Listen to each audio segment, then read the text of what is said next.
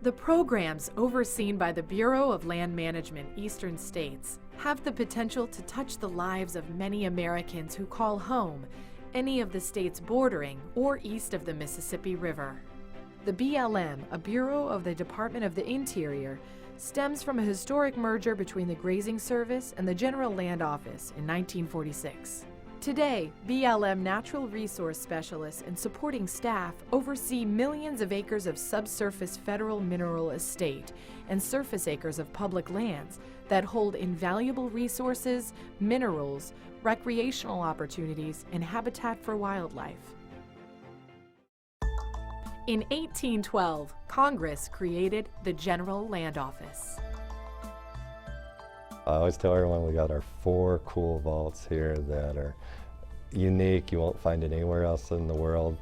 This door is fireproof, and we're about to step back into history.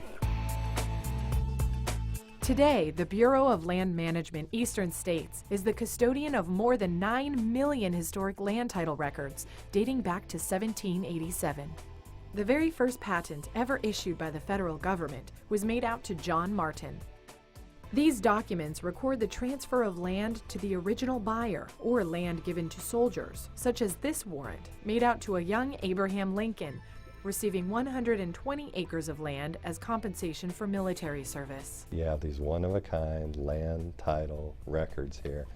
That is probably one of the largest collections you'd see outside the archives or Smithsonian.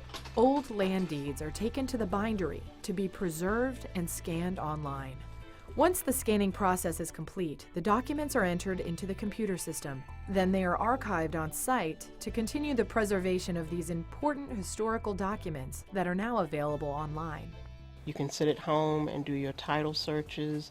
You can research your family history on the website. You can look at survey plats. People visit the GLO for research or to settle questions of ownership. The GLO Records website is one of the Department of the Interior's most visited websites.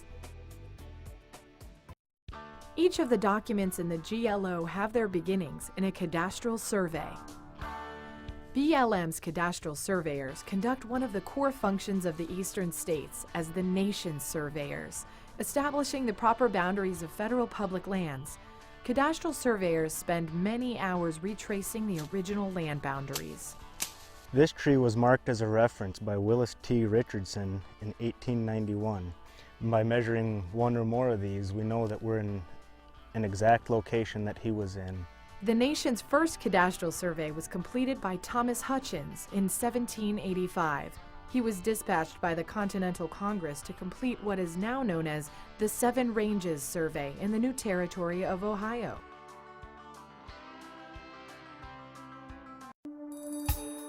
The BLM Eastern States is the largest land title record repository in the United States.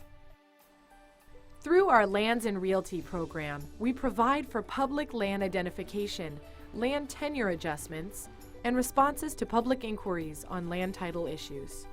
Over 40,000 people a year transit that rugged stone causeway to get to this unique island and visit this very special place. Captain Bob Desch oversees the Cana Island Lighthouse in Door County, Wisconsin, a place that draws photographers from all over the world with its rich maritime history. She has stood watch undisturbed since 1869, and the classic Fresnel lens that still rests in her lantern is exactly the lens that was installed when the lighthouse was built. The Cana Island Lighthouse is a good example of how the BLM transfers excess public lands to benefit local communities. We needed to, one, preserve it and restore it, and secondly, we needed to have it open to the public.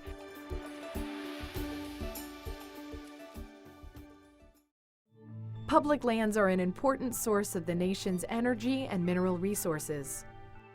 BLM Eastern States raises federal revenue from the leasing of mineral rights for development of oil and natural gas to private industries across 16 states. The BLM also has an active hard rock leasing program that includes coal, copper, and lead. Number 20 on the lot, 2 and 2 and 2 at $2. Item number 4 at $2. The BLM hosts 4 oil and gas lease sales a year at the Eastern States office in Springfield, Virginia. Again, into 2, 2 to bomb 3 and 3 and 3 and 2 to $3. Sold at $2,500 on the 3. The minerals, it's the one that pays all the bills, it's the one that generates all the revenues, and it touches a lot of different people's lives, and the revenues are shared with the states. But the BLM involvement in exploration and drilling operations doesn't stop after the sale is complete. BLM specialists play a role in inspecting operations on the ground and enforcing any stipulations that were made as a condition to operations going forward. The Eastern States Energy and Minerals Program generates over $100 million a year for the federal treasury in new rentals, royalties, fees, and bonuses. Coal, oil, and natural gas will supply a large part of the nation's energy needs and jobs well into the future. The BLM Eastern States manages land and resources for many uses in remote and urbanized areas. Volunteers exemplify the BLM mission, managing lands of all the shared public interests. One natural resource gem is located at Meadowood in Lorton, Virginia. Some of the things that I enjoy most about working here at Meadowood, it's being out in a beautiful natural environment that's pretty much unspoiled, and also working a lot with the public, working with a lot of youth groups, with school kids, trying to educate them about the natural world outside. Students learn about natural resource issues and career opportunities by volunteering on National Public Lands Day. Trees and stuff out here. BLM volunteers control the spread of invasive plants by mowing and herbicide application. And Lake Vermilion is one of the largest lakes in northeastern Minnesota, with 86 islands that BLM manages with local and tribal partners for public enjoyment. One special area that is congressionally designated property in the National Landscape Conservation System is Jupiter Inlet Lighthouse Outstanding Natural Area. The BLM Eastern States preserve, protect, and restore land that have outstanding cultural, ecological, and scientific values. We did find artifacts dating to 5,000 years, and even significant pottery finds that equate with those in South Carolina and Peru, indicating that the very first pottery made in the New World was made right here at this site. Florida's Jupiter Inlet is a striking example of a location where history and the natural environment have perfectly converged. It is home to 25 special status species. Throughout the history of Jupiter, this area has been the focal point for not only Jupiter but the community. I think every community has a special place, and for us, it's the lighthouse. The Jupiter Inlet Lighthouse was completed in 1860. The 108-foot brick tower sits at a prominent point bordered by the Loxahatchee and Indian rivers. Through the years, the site has served as one of the first U.S. Weather Bureau and signal stations. This outstanding natural area is visited annually by thousands of people from the local community and across the U.S. and abroad.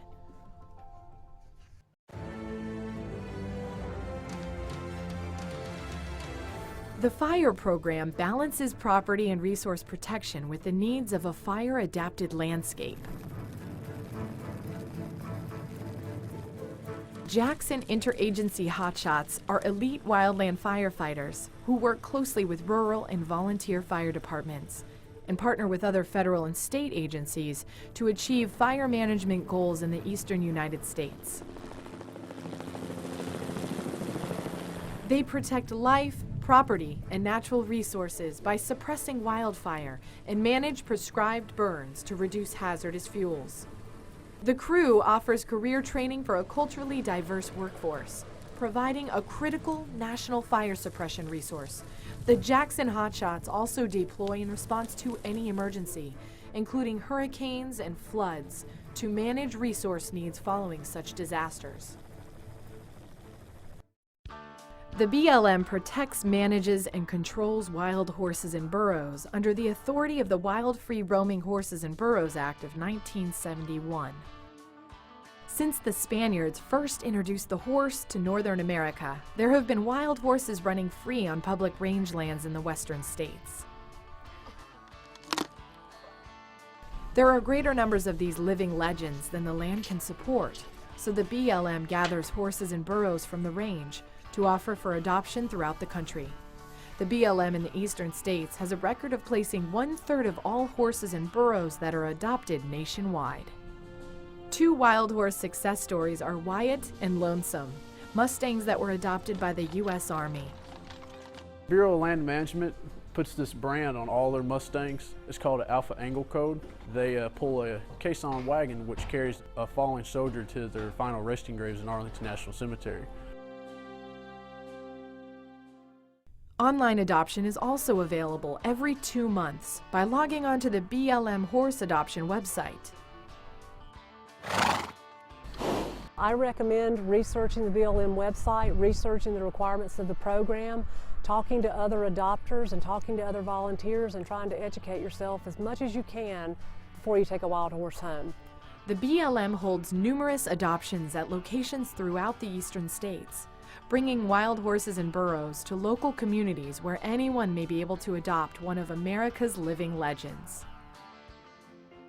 Our past public land laws and policies continue to evolve and define the future of our nation's publicly owned lands. In eastern states, that future lies with empowering people to protect, preserve, and enhance the public lands in their communities. Visit one of our offices or log on to www.blm.gov.